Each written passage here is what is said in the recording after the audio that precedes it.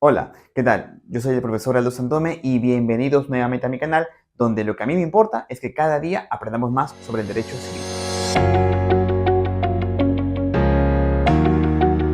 En la lección del día de hoy vamos a entrar a hablar de un nuevo tema, ¿correcto? Ya conversamos un poco sobre qué es el derecho privado, el negocio jurídico, sus elementos en videos pasados, que los invito a ver.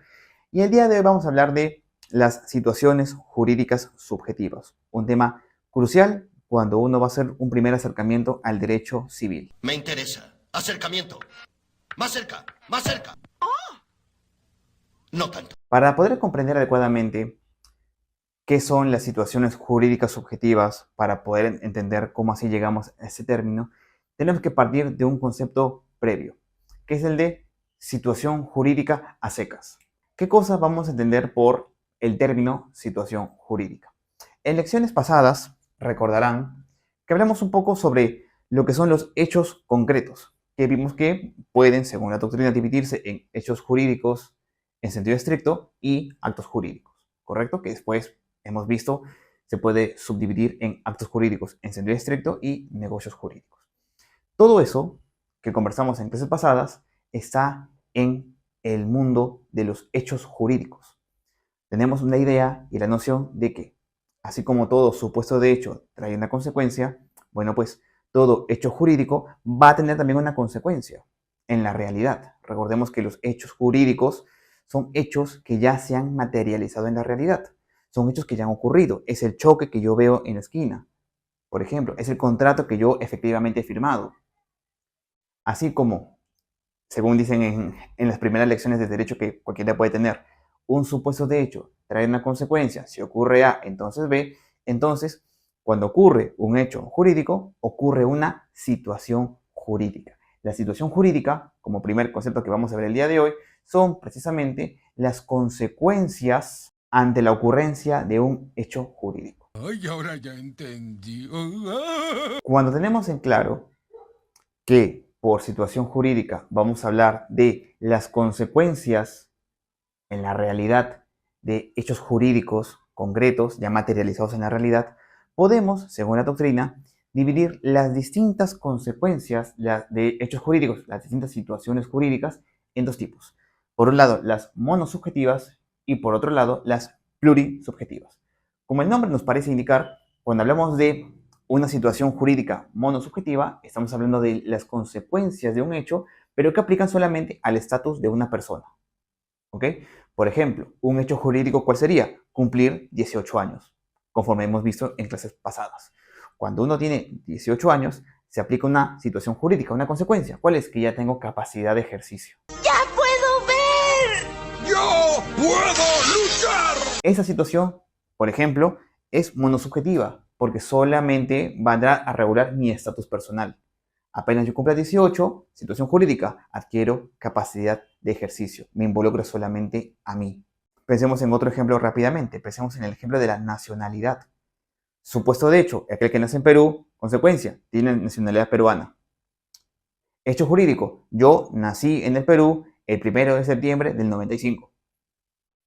Situación jurídica concreta, yo adquiero la nacionalidad peruana. Es una situación jurídica monosubjetiva, me afecta a mí y a mi estatus jurídico. Pero ahora, la doctrina nos dice que no solamente van a existir situaciones monosubjetivas, sino que nos dice que qué ocurre cuando las consecuencias de un hecho jurídico concreto afectan a más de uno. En ese caso vamos a llamar a ese tipo de situaciones situación jurídica plurisubjetiva, es decir, afecta a más de uno, a dos, a tres, etc. Hay más de un afectado por el hecho jurídico generador, ¿correcto? Situación jurídica plurisubjetiva. Sobre aquí nos vamos a centrar para el día de hoy. Despacio, Franchute. Esto es oro. En ese sentido, la doctrina nos dice, cuando hablamos de situaciones jurídicas plurisubjetivas, podemos hablar de dos subclasificaciones acá. Aquellas situaciones jurídicas plurisubjetivas abstractas o aquellas concretas. ¿Cuál es la gran diferencia entre una y la otra? Simple, los participantes. La doctrina nos dice que si los participantes de una situación jurídica plurisubjetiva son determinados o determinables, estamos ante una situación concreta. Cuando no lo sean y hay un sujeto indeterminado, estamos ante una situación abstracta, ¿correcto? Ejemplo concreto de la primera categoría. Por ejemplo, el hecho de ser propietario. Yo cuando soy propietario, yo impongo mi propiedad no ante una persona concreta, no ante una persona determinada, sino ante toda la colectividad. La gente diría que yo impongo mi propiedad a todos en general, pero realmente a nadie en particular, todavía. Si bien más de uno puede ser el afectado, pareciera que una de las partes no está completamente determinada y no hay posibilidad de conocerla de manera en estricto. Es una imposición para todos en general, pero a nadie en particular. Sin embargo, ¿qué puede ocurrir con las denominadas situaciones jurídicas plurisubjetivas concretas? Acá los intervinientes van a ser, uno, o completamente determinados, o dos, podrían ser determinables en el tiempo. Explico cada uno de esos conceptos para que quede más claro. Nadie se ha preocupado tanto por mí. Cuando nosotros conocemos a plenitud el nombre, dirección, edad, DNI de la otra parte, entendemos que aquí hay, digamos, una relación entre personas plenamente determinadas. ¿Ok? Yo no estoy contratando con un fantasma, estoy contratando con una persona plenamente identificada, porque yo lo puedo identificar por su nombre, por su DNI, por sus características, etcétera. Entonces, yo sé con quién contrato, yo sé con quién pacto. Sé que se llama Juan Pérez con DNI 477, etcétera. Que vive en la avenida, no sé cuánto. Hay una posibilidad de conocer a plenitud a la otra parte con todos sus componentes de identificación. Es una persona plenamente determinada. Pero la doctrina dice, no solamente podría ocurrir ese caso, bien podría ocurrir que la persona con la que yo tengo esa situación jurídica sea determinable. ¿Qué quiere decir? Que si bien yo no la puedo conocer en un primer momento, tarde o temprano yo sí voy a ser susceptible de conocerla. Ejemplo claro de esto para que se pueda entender mejor. Por ejemplo, supongamos que yo un día saco a pasear a mi perrito. Y un día mi perrito, pues travieso, se pierde por ahí. Yo desesperado, ¿no? Porque me van a matar en casa por haber perdido al perro, coloco una serie de carteles por toda la avenida principal. ¿Ok? Y digo, se busca este perro, coloco la foto, se ofrece recompensa de 500 soles. Ojo el último dato. Yo sé, en un primer momento, que no tengo plena noción de quién va a venir con mi perrito. Pero sé que tarde o temprano alguien va a venir y yo voy a tener que darle dinero. ¿Ok? He hecho una promesa pública. Yo, en un primer momento, no conozco quién va a venir. Pero sé que la obligación que yo tengo para con esa persona ya existe desde que yo pongo mi cartel. En ese sentido, decimos que es una persona determinable. No la conozco al inicio, pero sé, por ejemplo, pasa una semana y sé que la persona, Juan Pérez, por ejemplo, viene con mi perrito y dice, págame la recompensa. No la conocía en un primer momento, pero luego lo conozco, lo puedo identificar plenamente tiempo después cuando aparece con el perrito. Es una persona determinable. Ya entendí el concepto. Y ojo en este punto de la lección.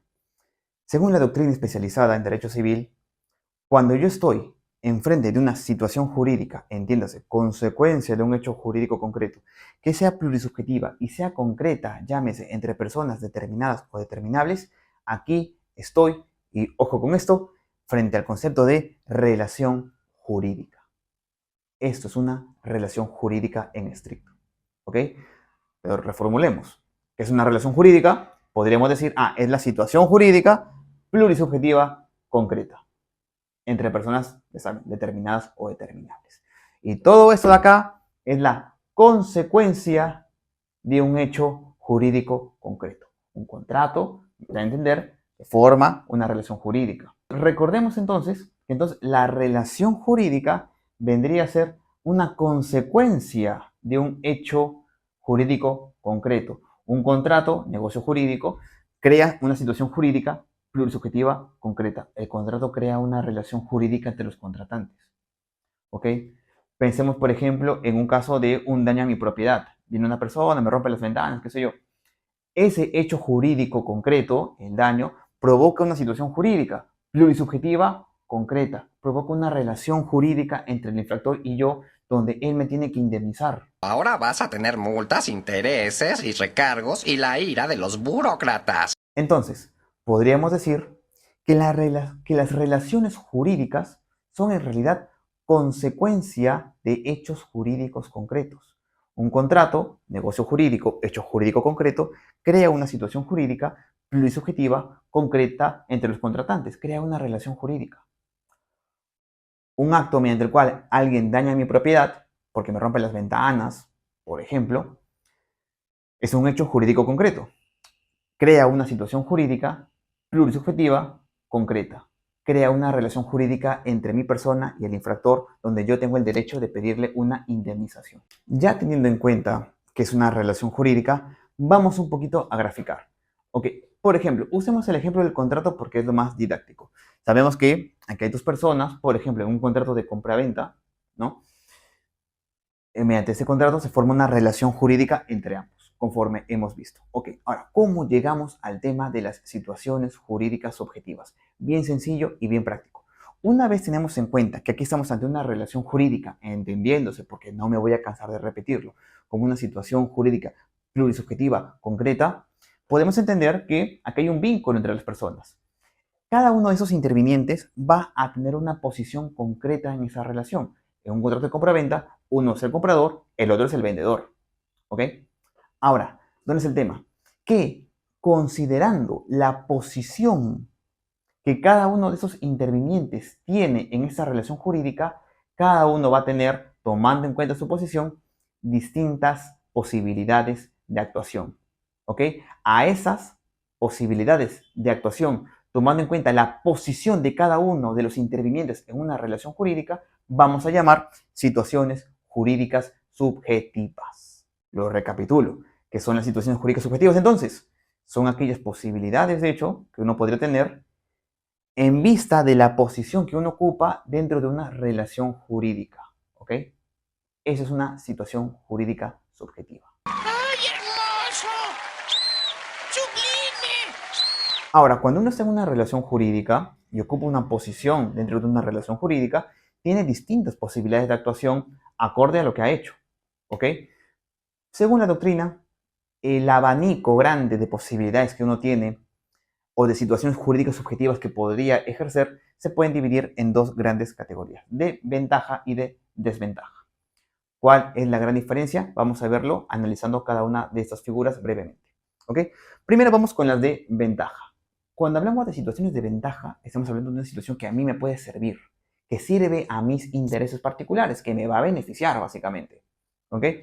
Y puede que el ejemplo más grande que haya respecto de las situaciones de ventaja sea el derecho subjetivo. ¿Por qué derecho subjetivo? Porque es del sujeto, es para mí particularmente, es un derecho que yo tengo en vista de esa relación jurídica. No lo tiene él, no lo tiene ella, no lo tienes tú a lo mejor, pero lo tengo yo, porque yo soy el que es parte, por ejemplo, del contrato de arrendamiento que yo firmé con la persona que me alquila el departamento. ¿Ok? Entonces, ¿qué es el derecho subjetivo? Básicamente es la capacidad que yo tengo, son las distintas facultades y poderes que yo tengo para para operar acorde a lo lícito en vista de mi situación particular, para exigirle algo al otro, para yo decirle al otro, oye, actúa por mí, obedéceme, devuélveme, respétame. Esa capacidad que yo tengo para exigir el cumplimiento de algo o ejercer una facultad o un poder tomando en cuenta el derecho que yo tengo, se llama derecho subjetivo. Si yo soy propietario, tengo todo el derecho del mundo a usar mi casa. Y al contrario, tengo todo el derecho de que si alguien quiere interponerse en el uso de mi propiedad, tengo todo el derecho de exigirle, oye, este es mi carro, absténdete. Por ejemplo, si estoy en un contrato de compraventa y la otra persona no me quiere pagar, yo tengo todo el derecho de decirle, págame. Exigirle a esa persona el cumplimiento de cierta conducta en mi favor. Eso básicamente es un derecho subjetivo. Ahora, si bien luego hay excepciones, que no conviene decir ahora por ser un video relativamente corto, vamos a decir que, para hacerlo sencillo de entender, que todo derecho subjetivo tiene un deber de por medio. Si yo le digo a alguien, oye, págame, estoy esperando a que la otra persona saque su billetera y me pague lo que me debe. Ah, la vida es buena. Si yo a la otra persona le exijo que me entregue el carro que yo le he comprado, básicamente estoy diciendo que la persona me tiene que entregar materialmente el vehículo. Hay un deber. Un deber es realizar una conducta en favor de otra persona. Es una situación de desventaja, porque estoy obligando a una persona a actuar en favor de los intereses de otra persona. Entonces, primera distinción entre situaciones de ventaja y desventaja. Una cosa es tener derecho de, y otra cosa es tener el deber de satisfacer ese interés ajeno. ¿Ok? Pasemos a otra. El derecho potestativo. Ojo, cuando hablamos de derechos, partimos de la idea de que no todos los derechos son iguales. Mediante el derecho subjetivo yo le exijo a otra persona una conducta, es decir, la otra persona tiene que realizar algo por mí, para yo beneficiarme. En el derecho potestativo no es tanto así. En el derecho potestativo yo no voy a requerir ninguna conducta de la otra persona. Yo por mi sola voluntad voy a alterar la situación particular de esa persona. Por ejemplo, para que se entienda, es el ejemplo de la renuncia. Cuando yo renuncio a mi trabajo, yo no le estoy pidiendo a mi jefe que haga una cierta prestación por mí. Yo le comunico mi decisión y le estoy diciendo, aguántate. ¿Cómo se llama a ese estado? Sujeción. No puede hacer nada por mí. Yo con mi sola voluntad automáticamente estoy alterando la realidad. Pero yo dije que renuncio, Monty. Y como renuncio, puedo hacer todo lo que yo quiera. La otra persona, si bien es la que tiene que cargar con el efecto negativo, no tiene que realizar ninguna prestación, no tiene que hacer ninguna acción por mí, como en el caso del deber. Aquí básicamente está aguantando los efectos del ejercicio de mi derecho potestativo. Cuando hablamos del interés legítimo, hay que tener mucho cuidado. ¿Ok? El Código Civil regula varias situaciones concretas donde, por ejemplo, una persona que en principio no participa de la relación jurídica puede intervenir teniendo cierta posibilidad de actuación. Por ejemplo, es el típico ejemplo de cuando una persona reconoce a un hijo. Yo como hijo de mi papá, yo me preocupo por lo que va a hacer mi papá. ¿Qué pasa si un día mi papá nos comunica, por si acaso, chicos, hay una señora que me ha ofrecido que yo reconozca al hijo suyo como si fuera el mío, y yo quiero hacer un acto de bondad? Entonces, sabiendo que no es mío, voy y lo voy a reconocer a Reñeca. No hagas eso. Yo, evidentemente, como hijo, digo, ¿pero qué está pasando acá? ¿No? ¿Qué puedo hacer? El Código Civil me dice, por si acaso, si una persona tiene un interés legítimo, puede tranquilamente impugnar un reconocimiento. La relación jurídica, en ese caso, sería entre mi padre y el supuesto hijo. De ellos es la relación jurídica, ¿ok? Yo en principio no soy parte de esa relación jurídica, pero el código me dice, oye, como puedes ver tus derechos afectados, como tienes un interés particular sobre lo que va a ocurrir acá, tú puedes entrar y, por ejemplo, plantear un recurso de impugnación de reconocimiento. Decirle, oye, por si acaso, él no es el padre. Anulen su reconocimiento y hagamos como que nunca ocurrió nada. Pero de nuevo, son situaciones particulares donde el código me habilita expresamente a poder intervenir en una relación en la que yo directamente no participo, pero se entiende que yo podría haberme afectado hasta indirectamente. Y finalmente, dentro de las situaciones de ventaja, podemos hablar de la expectativa, ya que hay que tener mucho cuidado. No toda expectativa es protegida por derecho. ¿Ok? El ejemplo que yo siempre utilizo para ese tipo de situaciones. El año pasado, estamos en 2024, el año pasado hubo un gran alboroto porque supuestamente iba a venir la cantante Taylor Swift al Perú. Mucha gente se emocionó, se ilusionó, etcétera, y al final no pasó. ¿Ok? Uno puede decirme, oye, yo tenía la expectativa de que viniera, ya. Pero eso es lo que la doctrina ha llamado una expectativa de hecho. ¿Ok? No era seguro realmente que viniera. Entonces, no podemos accionar al respecto de la ilusión o expectativa que tú te has podido generar en su momento. Eso no es protegido por el derecho. Al derecho no le importa, básicamente.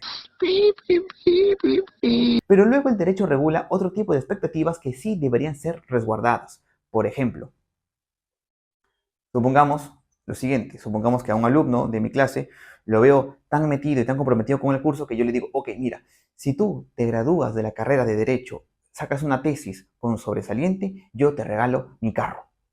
Aquí básicamente estamos hablando de un contrato de donación con condición suspensiva. ¿Okay? O sea, estamos hablando de un contrato de donación que se va a cumplir siempre y cuando ocurra cierto hecho incierto. Si el hecho ocurre, el carro es tuyo. Si no ocurre, el carro es mío. ¿Eso lo contempla el marco jurídico peruano? Sí, sí es posible. ¿Ok? Ya no es una expectativa de hecho. Aquí estoy en una expectativa de derecho, porque el código lo regula. ¿Ok? Estamos hablando de un contrato de donación con una condición suspensiva. Si la condición se cumple, te felicito, el carro es tuyo. ¿Ok?